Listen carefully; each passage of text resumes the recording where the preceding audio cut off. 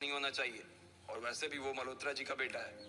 चमन लाल ने मोटरसाइकिल की चाबी लकी की ओर उछालते हुए कहा। लकी ने चाबी ली। उसे देखकर उसके अंदर मिक्स फीलिंग आ गई।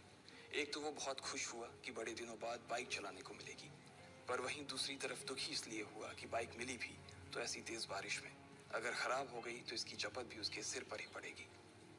वो मुंह लटकाकर रेनकोट और हेलमेट पहनते हुए वहां से निकल गया। बाहर आकर बाइक को देखा तो लकी ने मन में सोचा, चलो ठीक है, जो होगा देखा जाएगा, कम से कम बाइक तो चलाने को मिल रही है। दरअसल लकी इतने साल काम करने के बाद भी अपने लिए एक मोटरसाइकिल नहीं ले पाया था। लकी की तनख्वाह ही इतनी भर थी कि सिर्फ उसके कमरे का किराया, उसकी साइकिल में डालने वाली हवा का खर्च, बिजली पानी का बिल और डिम्पल के साथ महीने में 1-2 बार बाहर खाने का खर्चा ही निकल पाता था। उसे डिम्पल की कही बात अक्सर याद आती थी।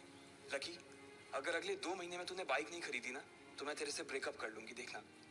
असल में डिम्पल को लकी के साथ बाइक पर घूमने की बड़ी तमन्ना थी।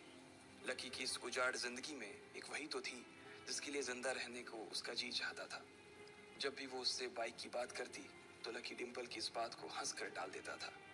वो अपने मन में इस बात को अच्छे से जानता था कि डिम्पल उससे बहुत प्यार करती थी और वो उससे कभी छोड़ कर नहीं जा सकती थी।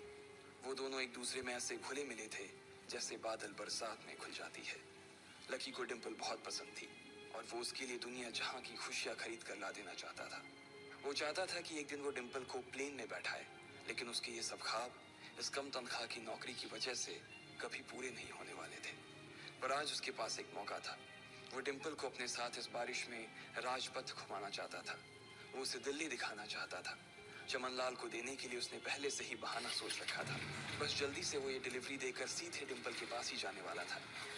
उसने होटल ब्लूमिंग नाइट के बाहर मोटर बाइक पार्क की और सीधे होटल के अंदर चला गया। लकी ने रिसेप्शन पर